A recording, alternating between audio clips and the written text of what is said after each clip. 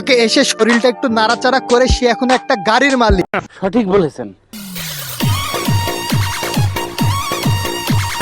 আপার প্রতিভাটা কিন্তু এতটুকুই, 15 সেকেন্ডের বেশি কিন্তু সে চলতেই পারে না, সে এই টুসকুনের মাধ্যমে একটা গাড়ির মালিক হয়ে গিয়েছে। নিঃসন্দেহে তুই ঠিক কথা বলেছিস।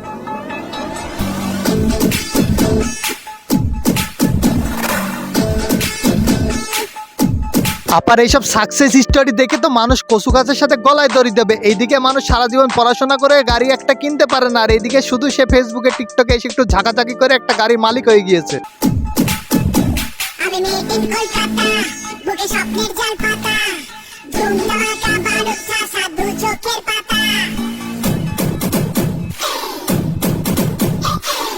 আপা, আপনি যে একটা গাড়ি কিনে এইভাবে ভাব নিতেছেন, এই টাকাগুলা যে কোথা থেকে পাইছেন সেগুলা কিন্তু আমরা জানি, বলবো নাকি? আপনি সব খুলে বলুন। একটা সময় সে ছিল মশার মতো চিকন, তারপরে গরু খাওয়া ট্যাবলেট খায় সে হয়েছে একটা গরুর মতো সার মোটা। এখন অনেকজনের মনের মধ্যে প্রশ্ন থাকতে পারে যে মোষের মতো শরীর বানালে কি এরকম টাকা পয়সা এবং গাড়ির মালিক হওয়া যায়? না রে ভাই, এটার পেছনে কাহিনী আছে, সেগুলো আপনাদেরকে বলছে এক এক করে। আমি গেটিং গ্ল্যামার্স বাই সুজানা আপুর পেজ থেকে প্রোডাক্ট নিয়ে মোটা হয়েছি, আর আমি এই প্রোডাক্টটা 1 মাস ধরে খাচ্ছি। আর এইসব আনহেলদি প্রোডাক্ট নিজে খাইছে এবং মানুষদেরকে স্পন্সর করে খাইছে, খায় সে আজ এক গাড়ির মালিক হয়ে গেছে। নিজে তো গরু খাওয়া ট্যাবলেট খেয়ে মোটা হয়েছে, সাথে মানুষকে বোকা বানানোর জন্য সেটা আবার স্পন্সরও করছে এবং করে হাজার হাজার টাকা ইনকাম করছে।